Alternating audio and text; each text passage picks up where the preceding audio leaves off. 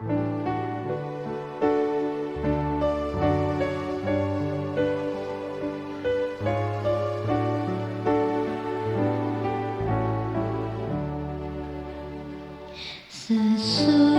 malam fajar mereka bersama Yesus, surga mulai.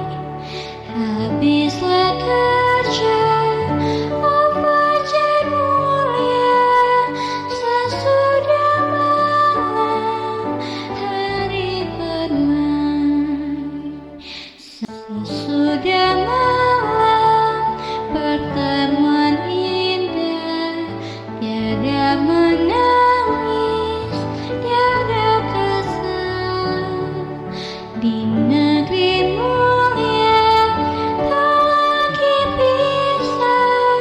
Sesudah malam hidup kekal. Shalom pemirsa yang diberkati Tuhan. Bertemu kembali dalam seri renungan pagi. Mari kita bersatu dalam doa. Tuhan Allah Bapa kami dalam kerajaan surga, terima kasih Bapa atas berkat dan kasih-Mu. Engkau menyertai kami sepanjang hari ini, dan Engkau telah membangkitkan kami dari tempat tidur kami ya Bapa dalam keadaan sehat. Ya Bapa, di mana kami akan mendengarkan sedikit firman-Mu, sekiranya Engkau memberkati firman ini agar firman ini bisa menjadi berkat dan bekal dalam kehidupan kami. Ya Bapa, berkati kami sepanjang hari ini di dalam nama Yesus kami berdoa. Amin. Renungan pagi harian Jumat 8 Maret 2024. Judul: Pusat Upacara Persembahan Korban. 2 Korintus 5 ayat 19. Sebab Allah mendamaikan dunia dengan dirinya oleh Kristus, dengan tidak memperhitungkan pelanggaran mereka. Ia telah mempercayakan berita perdamaian itu kepada kami, sementara kematian Kristus mengakhiri hukum lambang-lambang dan bayangan. Itu tidak mengurangi sedikit pun akan tuntutan hukum moral. Sebaliknya, kenyataan bahwa perlu bagi Kristus harus mati untuk menebus pelanggaran terhadap hukum itu membuktikan bahwa itu tidak dapat diubah. Mereka yang menyatakan bahwa Kristus datang untuk mengubah hukum Allah dan membatalkan perjanjian lama, menyatakan bahwa zaman bangsa Yahudi itu adalah zaman kegelapan, dan menggambarkan agama orang Israel itu sebagai sesuatu yang terdiri dari sekedar bentuk upacara-upacara saja.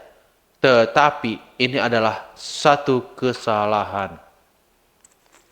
Di seluruh halaman sejarah yang suci itu, di mana perlakuan Allah terhadap umatnya dicatat,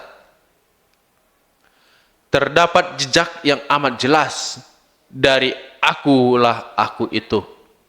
Tidak pernah ia memberikan kepada manusia pernyataan yang lebih jelas tentang kuasa dan kemuliaannya daripada ketika ia diakui sebagai satu-satunya pemerintahan Israel dan memberikan hukum itu kepada mereka. Di sini dinyatakan satu tongkat pemerintahan yang tidak dipengaruhi oleh tangan manusia.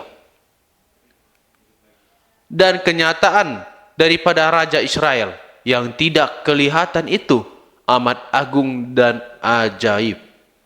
Di dalam segala kenyataan hadirat ilahi, ini kemuliaan Allah dinyatakan melalui Kristus.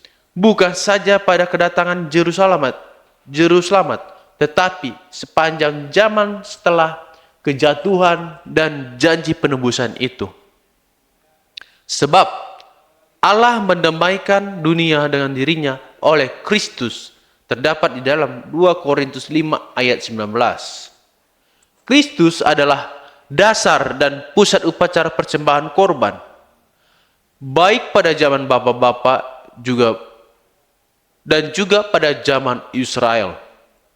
Semenjak kejatuhan leluhur, kita itu tidak ada lagi komunikasi langsung antara Allah dengan manusia. Bapa telah memberikan dunia ini kepada Kristus, agar melalui pekerjaan perantaranya ia dapat menebus manusia dan membenarkan wewenang dan kesucian hukum Allah. Segala hubungan antara surga dan umat yang berdosa itu Kristus.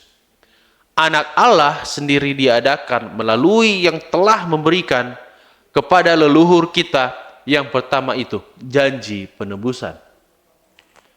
Dia pula lah yang telah menyatakan dirinya kepada bapa-bapa Adam, Nuh, Ibrahim, Ishak, Yakub, dan Musa mengerti tentang Injil. Alfa dan Omega, jilid 1 halaman 433 dan 434. Renungkanlah lebih dalam. Jika Tuhan membuat ketentuan yang begitu hati-hati untuk keselamatan saya, mendamaikan saya dengan dirinya melalui Kristus, apa yang dapat saya lakukan untuk memastikan bahwa saya tidak menyia-nyiakan keselamatan yang begitu besar itu? Tuhan memberkati. Mari kita bersatu dalam doa. Tuhan Allah Bapa kami dalam kerajaan surga, terima kasih ya Bapa, di mana di pagi hari ini Bapa kami telah mendengarkan sedikit firman-Mu. Biarlah firman ini dengan tuntunan Roh Kudus-Mu Bapa, agar kami dapat mengerti dan kami menerapkan dalam kehidupan kami. Di dalam nama Yesus kami berdoa. Amin.